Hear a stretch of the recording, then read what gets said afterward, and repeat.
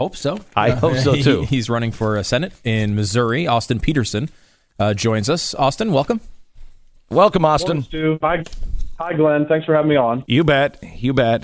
So how are things going with your candidacy? Well, we're not supposed to be doing as well as we are because the Republican establishment does not want me. But we have actually had sort of a sea change in the last month. This morning, I officially filed to run with the Secretary of State here in Jefferson City. So we've crossed the Rubicon, and fundraising is going very well. We've got a lot of press. We've gotten a lot of good, strong conservative endorsements. Name ID is up. I'm the hardest working man in the race. I've been all over the state multiple times, made a lot of good connections, and people really like what they're hearing because, I'm a different kind of a Republican, and, I love my country and the Constitution, and I talk about how much I love freedom, and that's really a message that brings a lot of Americans together, and it really resonates well in Missouri. So let's talk about this. You've had endorsements from Mary Matlin, Eric Erickson, Leon Wolf, who's the editor-in-chief of the Blaze magazine. Tell me. Help steer us through what's happening in Florida right now. You're in the Senate. What are you saying right now?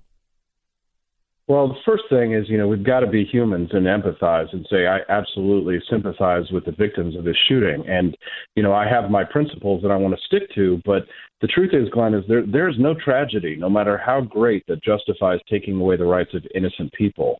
And what bothers me is when I see some people on our side starting to cave to gun control measures through executive orders, and that's bothersome to me. But I think that the truth is that, an armed society is a polite society. I think that, America is strong because America is free and we have a right to bear arms. So I defend the Second Amendment, and I think we ought to stick firm to it. But yeah, we've got a problem. I think it probably lies in mental health. But you know what? It also probably lies in our fathers, right? Many of these shooters, they just don't have good fathers. I had a wonderful father who taught me how to have firearm safety and how to use a gun responsibly and defend myself. And that's probably what we need more of. But frankly, as a senator, I don't know how to solve that problem, right? I only have certain limited powers as a federal senator, and I can only be a moral leader and explain what I think the problem is. Tell me what you think of the idea that our system is wholly inadequate for a irreligious and immoral people. That's what our founders said. Are we there yet? I don't think so, Glenn. Maybe it's because I'm young and naive, but I'm really optimistic because I interact with a lot of people out on the campaign trail, and when I talk to them about the future of our country, especially when the economy starts to improve, people start to look at things like these shootings in Florida more as anomalies than anything. Because if you look at the data, violent crime involving guns is actually at an all-time low. But the media likes to play it up. Remember, if it bleeds, it leads, right? So people see all the negativity on the media and they confuse that for real life. But it's not real life. These kinds of shootings are very rare. And I think we ought to look back at that Reagan-esque sort of optimism. America is a shining city on a hill. I mean, the young people right now, the millennials, are now the largest voting bloc. I don't think a negative message is going to sell. I think we need a positive, optimistic message and that protects religious liberty for all Americans. It seems like, Austin, as far as the gun debate goes after the shooting, we have kind of an argument on two sides, which one, the left, which is saying we're going to grab as many guns as we can get away with at this particular moment. And the Republicans seem to be pushing back on that and saying, we're just going to infringe on your right a little bit. Is that okay? Is that okay, Austin? No, not this Republican is saying things like that. Absolutely not. We need to obey the Constitution. There's a reason why it's an enumerated right, and we need to follow due process. I don't think mentally ill people who are dangerous should have guns, but the problem is the law enforcement agency is to blame because they failed to uphold their own protocols, right? I don't understand why it is when we have a failure of government that we need to turn around and blame the freedoms of the people like that's the issue. It's not. And we even found out yesterday the shooter, Nicholas Cruz, tried to turn himself in. He reported on himself as having mental health issues and problems. And then we had those sheriffs who didn't go in. Why is it always that when government fails, people blame freedom? I can't go along with that. So, Austin, I was watching CPAC, and they had Marine Le Pen there. They had invited one of the bigger conspiracy theorists from Gateway Pundit to speak, and I I look at the conservative movement and say, if that's who you're embracing, then I don't even know what a conservative means or what a conservative is. Can you define the future of the conservative movement as you see it?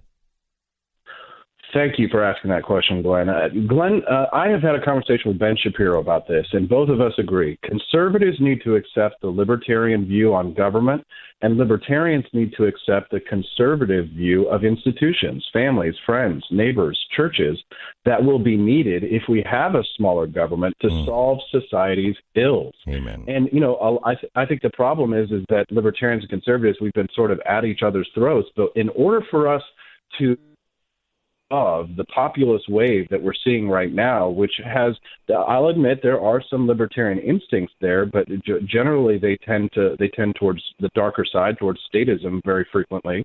But I think the future with people like Ben Shapiro, people like yourselves, people like myself out there advocating for a new alliance, a conservative libertarian alliance, that could be very powerful. If we all work together, I think that we can do something wonderful this year. That's why I'm running for Senate. I'm trying to bring conservatives on board. I'm trying to bring libertarians on board. Sometimes we fight. Sometimes we hate each other.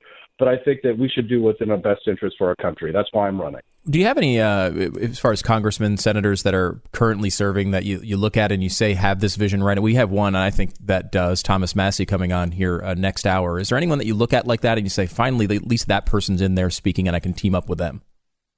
Yes, obviously I love Thomas Massie. He's absolutely brilliant. And there's, of course, Justin Amash in Michigan. And then you have people like Rand Paul and Mike Lee and Ted Cruz in the Senate, who I very much identify with and I'd like to team up with. It'd be the four horsemen of freedom next year if I can get in there to help those gentlemen. But, yeah, there are some true defenders of liberty in there, right? We've lost a few over the years. We've lost a few to populism, but I think that those people have stayed strong. Thomas Massie hasn't caved on any gun measures. Justin Amash is still fighting. Rand was there at 3 a.m. in the morning. He was the only person who stood up there at 3 a.m. and tried to stop that budget from being passed with the $1 trillion deficits, $1 million a minute, $20 trillion debt. Rand Paul stood alone, and I don't want him to do that anymore. I'm running to help give some backup to those fine gentlemen. How are you going to sell that to the people who no longer see the debt, obviously, as any kind of problem? Well, it's really the establishment that doesn't see it as any problem. When I talk to the congressmen, they're like, well, we need to govern, And then when you talk to regular people, they do see it as a problem. I was at a high school in Higginsville, Missouri yesterday, and I talked to the young people. They said, what are you going to do about the debt? I'm like, well, you can't cut taxes and increase spending, so you have to make reasonable cuts to spending. I've always advocated for a simple across-the-board penny plan, penny out of every federal dollar cut at just a start, but Congress doesn't seem interested in that, and it bothers me because they campaigned on the promises for 7 years, back in the Tea Party days, Glenn, when you were out there at the Lincoln Memorial. Everybody was talking about if you just put Republicans in power, then they will cut spending, they'll overturn Obamacare. They can't keep their promises. Yeah. And that's the problem, is that we send people to Washington just because they have an R after their name, not based on what they believe, but because of what their party is. I think that's the problem. I will tell you, Austin, I have a great admiration for you. You've taken on your own home of the Libertarian. You are a strong Libertarian, but you have spoken uncomfortable things to your own people that had to be said. And I am looking more and more for those people who, before they take on somebody else, take on your problems in your own house first, and I respect you for doing that, and I wish you the best of luck. U.S. Senate candidate in Missouri, Austin Petersen.